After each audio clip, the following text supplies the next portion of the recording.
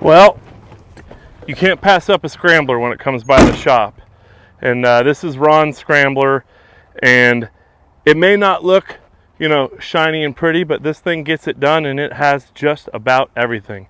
We've done a ton of work on this thing over the years. He's done a ton of work on this thing over the years, and we've never really walked around it and talked about it, but I think it might be time. A little hot outside right now, but let's check this thing out. So obviously it is a CJ-8, sorry. He's got the full hardtop, and Ron has a hardtop that I really like where the body line on the roof line is perfectly straight.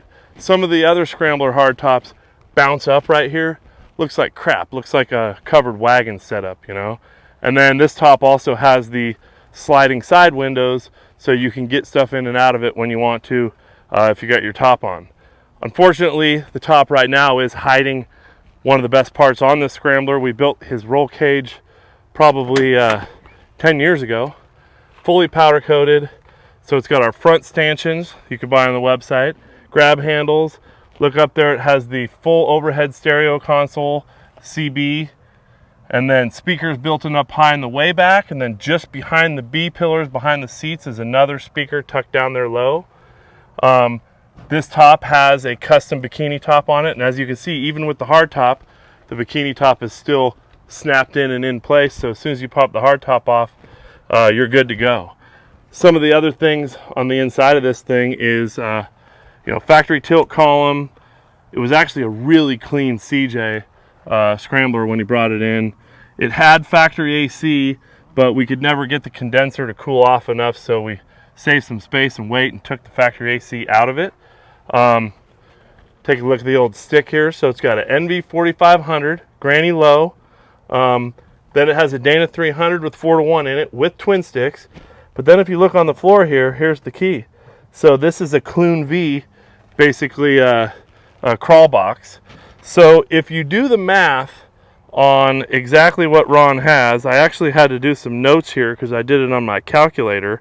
If the crawl box is in low 2.7, the transfer case is in low 4-to-1, the transmission is 6.5, and it has 513 gears in the 1-ton axles, you're looking at 362-to-1 crawl ratio.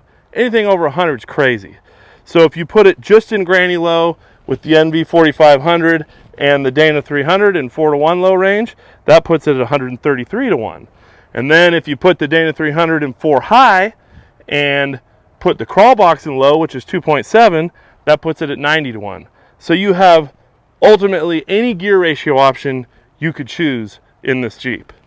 So like most of the CJs we build, leaf springs front and rear, and if you take a peek underneath there at that rear end, that is a GM cabin chassis 14 bolt. So it's not even really narrowed. The 14 bolts come at 63.5 inches wide. So that's what it is, 8 lug. It has an ARB locker. And if you look up underneath, you can see our same style custom cross member, full belly pan with skid plates, pinion guard. You see the ARB line going in the differential. And then of course on the back side over there, our torque arm on the rear end. Everything with leaf springs needs a torque arm. He was able to keep the factory 20-gallon rear gas tank. Got a swinging rear tie rack that Ron built. I think these are I believe these are Genrite corners, fenders, and rock sliders. We put them on 10 years ago, so it's hard to remember. 37-inch tires, Raceline beadlocks. So up on the front side, we have Chevy Dana 60, leaf springs, has our shackle reversal kit, shackled through the frame, our frame plates. One other thing that if you look back through, you can see the roll cage tie-ins up there on the frame. So the whole roll cage is tied in from front to back as well. Then these are our shock towers we sell for the spring over. This Jeep has the 1.5-inch Rubicon Express Spring over springs. There's our front shackle reversal. So it has a PSC steering box with Hydro assist steering, and on the double arms, our Kingpin Double high steer arms, if you squeeze and look way in the back there on the tie rod, you can see the ram tucked back out of the way. So the hydraulic ram steers on the tie rod on the rear for the Hydro assist. cooler right here behind the winch. And then under the hood is what we all want to see, right? So that right there is a Chevy Tahoe 5.3 liter LS. And take a look at the brake booster. Of course, like we always do, has Hydroboost brakes. It's got line locks on it.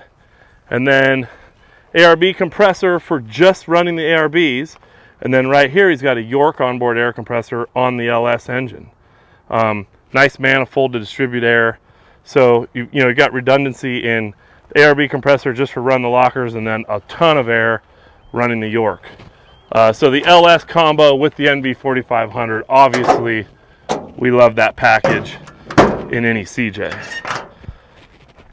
Other than that, there isn't too much more to talk about. I mean, 37-inch tires, spring over, drive it every day.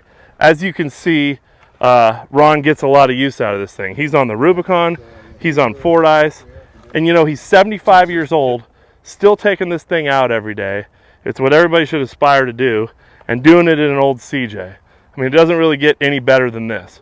A guy like that who uses it all the time isn't going to go wax it and polish it. It's just get it done with this Jeep. So this is exactly how I would love to see it. And original paint, original emblems on the hood. As you can see, he's got the factory CJ mirrors tucked in, and then these on the hard doors, because as soon as you go wheeling, you pop the hard doors off, flip out the mirrors. So just overall, awesome rig, set up perfect. 1350 drive lines, 1350 CV in the rear. Not a lot of braking points. And once again, CJ for the win, CJ-8 Scrambler for the win. Doesn't get any better.